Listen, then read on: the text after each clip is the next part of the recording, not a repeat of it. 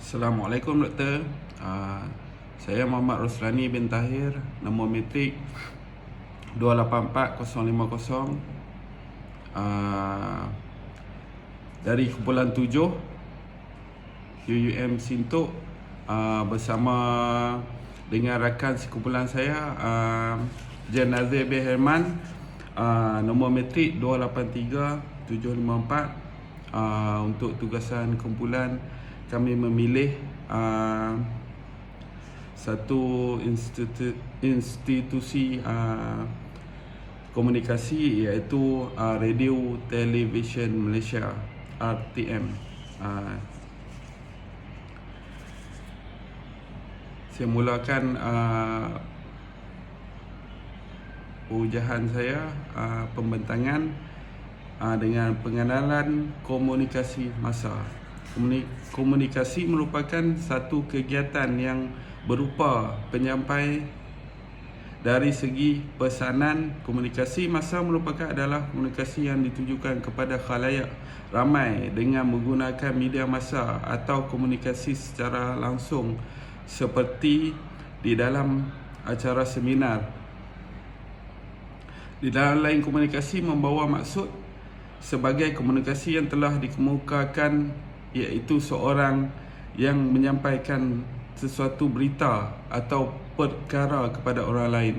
Dalam erti kata lain, komunikasi hanya boleh terjadi dengan adanya sumber yang betul dan dipercayai.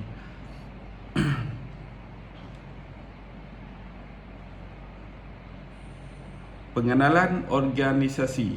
Radio Television Malaysia, iaitu RTM, ialah stesen penyiaran awam milik Kerajaan Malaysia yang memiliki dan mengenali beberapa saluran radio dan saluran televisyen melalui penyiaran berkedudukan dan berpusat di Bandaraya Kuala Lumpur.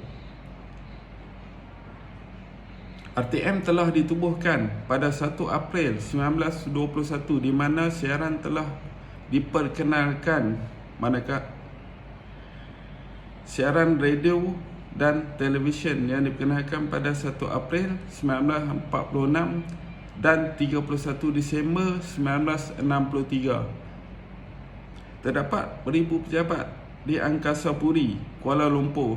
RTM mengendalikan 8 saluran radio nasional, 24 saluran radio negeri dan saluran radio daerah serta 6 saluran televisyen. Selain itu, RTM juga mempunyai orkestra simfoni yang terdiri, iaitu Orkestra RTM. Tambahan, pada 1 April 2021, Radio RTM meraihkan ulang tahun yang ke-100. RTM meraihkan ulang tahun ke-75 dan Orkestra RTM meraihkan ulang tahun ke-60. Sejarah penubuhan RTM. Sejarah penyiaran radio di Malaya bermula pada 1 April 1921 apabila seorang jurutera elektrik Kerajaan Johor, iaitu A.L. Birch, membawa masuk set radio yang pertama ke negara ini. Beliau kemudiannya menubuhkan Persatuan Wireless Johor dan memulakan penyiaran melalui gelombang 300 meter. Ini diikuti dengan penubuhan persatuan yang sama di Pulau Pinang dan Persatuan Wireless Tanah Melayu di Kuala Lumpur. Pada awal tahun 50-an, aktiviti penyiaran di Malaya beroperasi di studio sementara di Jalan Yong, kini Jalan Cenderasari di Kuala Lumpur, dan kemudian pada tahun 1956 berpindah ke bangunan Persekutuan Federal House, iaitu di Kuala Lumpur. Di sinilah bermula bidang penyiaran negara yang terus berkembang, diikuti dengan penubuhan pula beberapa stesen di kawasan yang disediakan ada di Sarawak dan Sabah. Siaran iklan perniagaan di radio juga bermula pada tahun 1960 yang menjadi salah satu sumber hasil baharu bagi kerajaan. Sesuatu yang menarik untuk diketahui ialah pengenalan inilah radio Malaysia mula diungkapkan oleh Juruhebah serentak dengan penubuhan pada 16 September 1963.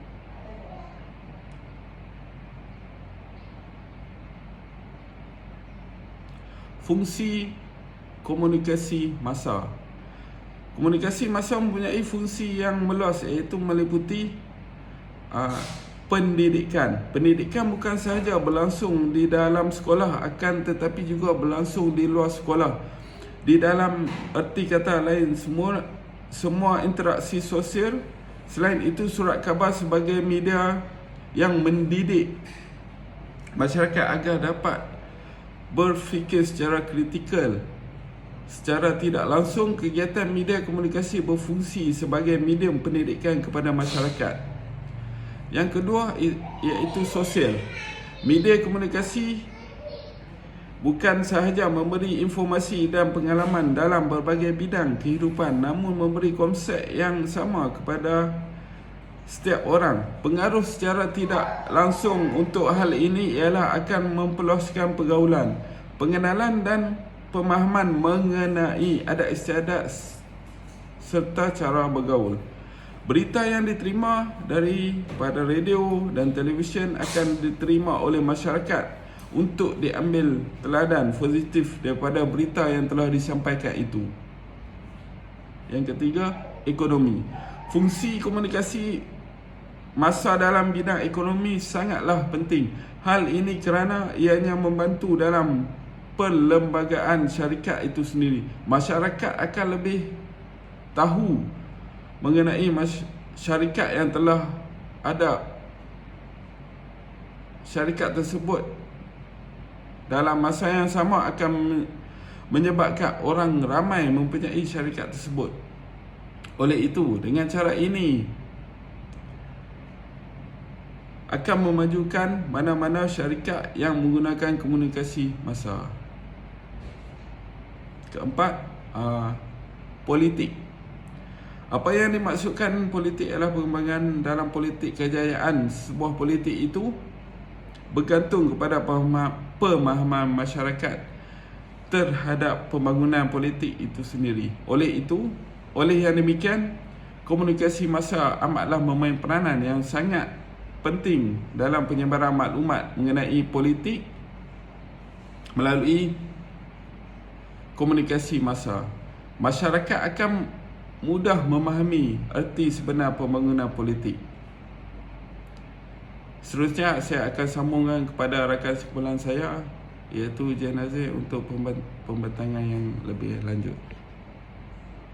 Sekian, terima kasih. Assalamualaikum.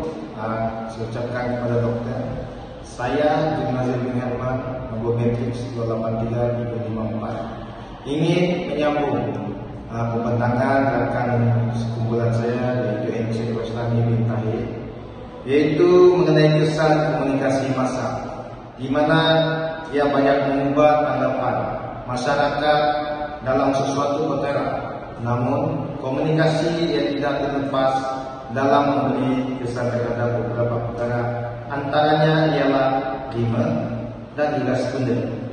5, ia dapat mengubah dan mempengaruhi sikap seseorang itu. Melalui komunikasi dapat menentukan pembentukan persepsi tentang apa-apa informasi yang telah disebarkan melalui media massa. Manakala sekunder dia boleh mempengaruhi perubahan pengetahuan melalui sikap seseorang. Kesan sekunder ini lebih menjurus kepada kesedaran. Selain itu, kesan sekunder juga mempengaruhi perubahan dalam menerima dan memilih informasi. Pengaruh komunikasi massa dalam masyarakat. Pesatnya perkembangan teknologi informasi dan komunikasi seperti media massa menyebabkan terjadi perubahan secara cepat di mana-mana. Media massa sedikit demi sedikit membawa masuk masyarakat ke suatu pola budaya baru dan mulai menentukan pola menciptakan sejumlah keperluan. Komunikasi massa berkembang daripada hanya penggunaan budaya lisan, yaitu pengucapan dan penyebaran maklumat daripada mulut yang kemudian ditambah menjadi senjata yang tajam, yaitu melalui tulisan di media cepat. Pengaruh positif. Kesan positif media massa terhadap masyarakat ialah masyarakat akan memperoleh sesuatu berita di negara yang berbeza, namun maklumat dan informasi dengan pantas melalui media massa. Hal ini akan menyebabkan masyarakat bersikap lebih peka terhadap isu-isu semata. Hal ini kerana apabila adanya interaksi dua hala antara sesuatu masyarakat dengan masyarakat yang lain, maka kita dapat melihat dari sudut pandangan berdasarkan kacamata itu sahaja.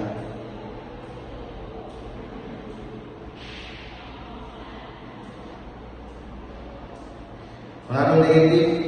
Komunikasi massa merupakan salah satu alat untuk menyebarkan informasi, pesanan, pendapat, rumor, propaganda dan sebagainya kepada masyarakat secara keseluruhannya. Sebagai contoh, setiap perubahan berlaku dengan batas kebinekaan fashion, musik, selera makanan, minuman, semua berubah mengikut masa. Tidak dinafikan juga, komunikasi massa ini menyebabkan kerutan akhlak bagi remaja kerana remaja terdedah dengan rancangan di televisyen pada usia yang sangat muda, dan dalam masa yang sama mereka tidak dapat membezakan sesuatu yang baik dan tidak baik. Secara kesimpulannya, komunikasi media amat berpengaruh dalam masyarakat dalam apa juga keadaan, termasuklah untuk mengharmonikan kehidupan masyarakat. Komunikasi massa pada asalnya bersifat sekadar untuk menyebarkan maklumat dan komunikasi semata-mata. Kemudian komunikasi massa turut menjadi sumber hiburan dan kini ianya terus bergerak mengalami transformasi bukan sekadar sebagai perantara menyebarkan maklumat dan hiburan, tetapi juga sumber berbagai aktiviti lain termasuklah baik ataupun buruk. Apa-apa saja medium yang bergerak dalam masyarakat mempunyai tanggungjawab sosial yang besar dalam membawa masyarakatnya ke arah yang lebih bertamadun dan bukan yang menjatuhkan martabat atau merosakkan masyarakat. Dalam konteks masa, pengaruh media massa akan dipengaruhi dari sejauh mana pengguna media massa memiliki pengaturan yang cukup dan menghargai dengan baik media itu sendiri. Justru media massa sama ada media cetak ataupun elektronik sedemangnya memainkan peranan dalam membentuk kehidupan masyarakat kini. Media massa perlu memainkan peranan dalam dakwah, penerapan nilai murni dan memberi maklumat yang benar. Inilah teras utama untuk melahirkan masyarakat yang aman, bahagia dan hidup harmoni. Sekian saya sudahi pembentangan kami dengan ucapan sekian dan terima kasih. Assalamualaikum.